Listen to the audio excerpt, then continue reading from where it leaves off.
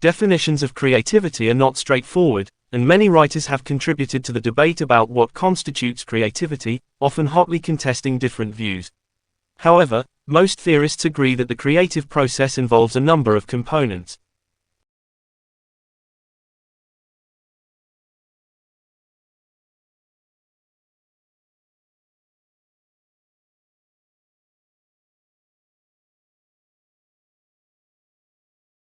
These definitions have been welcomed as giving recognition to the importance of creativity and the role of education in encouraging creative development.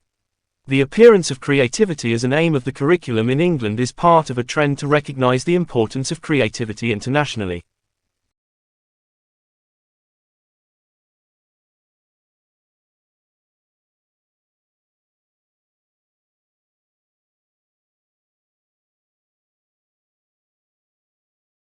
There is a balance to be struck here, because insisting on extensive knowledge and skill development can be stultifying.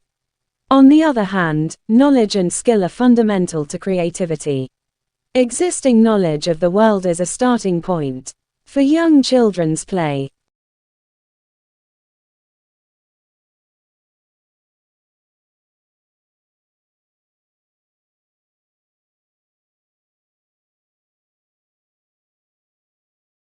Creativity is limited to arts subjects.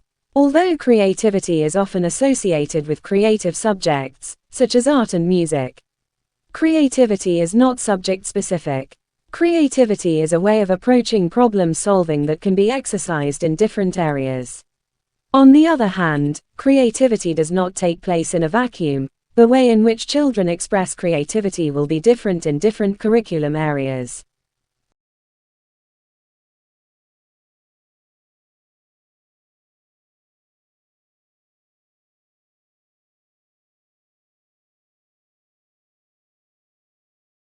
To be original or to have originality is a facet of imagination that requires individuals to use their imagination to develop new ideas, thoughts or products that are original to the creator.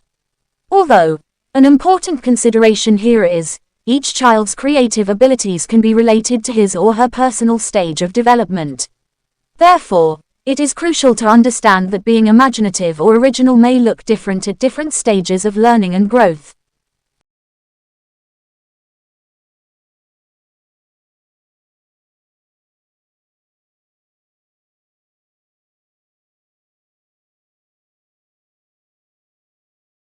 From an educational point of view in the 21st century, educators are preparing students to become a contributing member in a rapidly changing society, so creativity may be viewed with an influence on the human capital approach. Worthy of highlighting, as is it Sharp who suggests that creativity is the ability to produce an outcome of value and worth.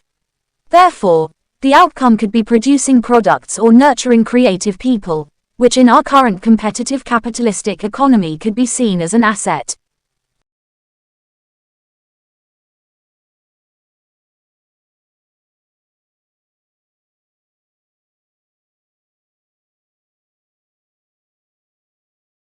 About 5 years ago, I began teaching at a 5-form entry primary school in East London as a Year 2 teacher with my own classroom responsibilities. Last year, I took on the role as learning leader for Year 2 and therefore I am responsible for supporting the academic development and well-being of roughly 130 children and assisting colleagues to ensure teacher standards are met to a high degree.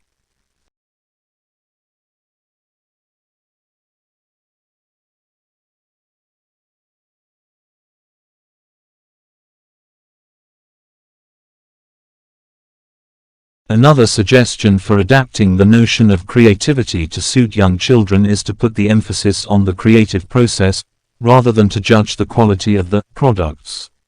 This is because young children may not have developed all the skills they need to achieve a successful creative outcome.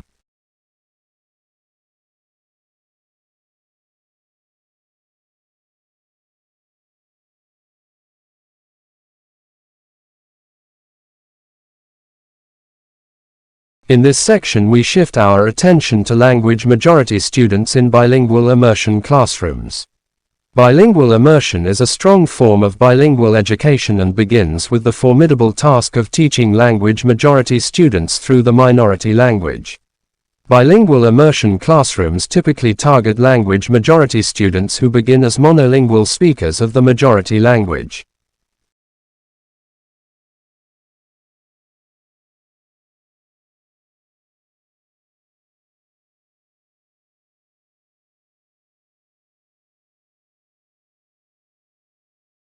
The minimum time the second language needs to be used as a medium to ensure customary achievement levels is 4 to 6 years. Around the end of elementary schooling, immersion students show equal or higher performance in the curriculum compared with their mainstream peers.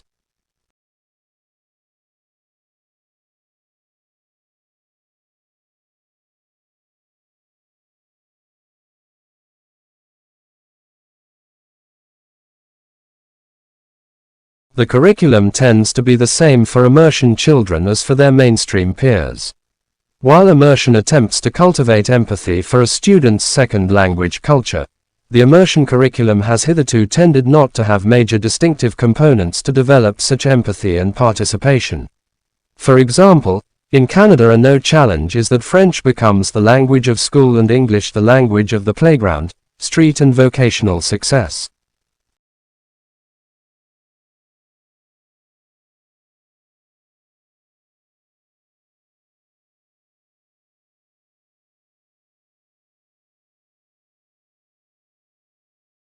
This creates a bilingual resource that enables the student to learn in their home, and stronger, language while they are acquiring a majority language such as English. This discussion will be extended in terms of scaffolding, see the next section. In the UK and US experience, however, there are a few challenges to using bilingual teaching assistants properly. One danger is that the bilingual assistant uses English.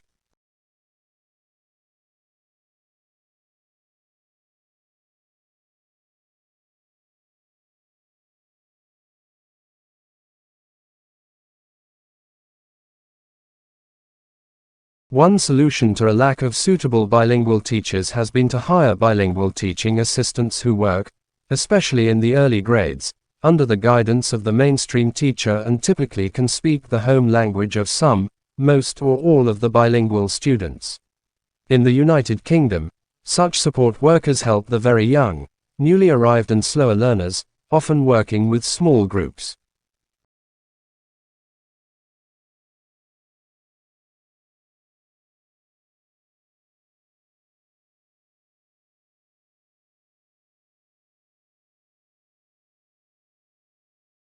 The Anglophone North American cultural influence is often so strong and pervasive that French immersion children are in danger of becoming passive rather than active bilinguals outside the school gates. The same occurs in immersion schools in many other countries, where the minority language is a language of the classroom, but the majority language is the peer, prestige, language in the schoolyard and on the streets.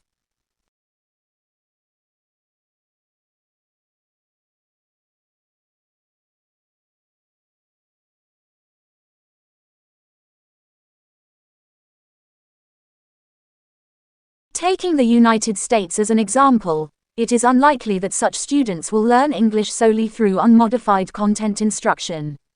Their level of understanding of English may be insufficient for them to fully comprehend mathematics or social studies as it normally taught to proficient English speakers, irrespective of whether a transmission of knowledge, pouring nuggets of knowledge into empty heads approach or a progressive discovery learning approach is taken by the teacher.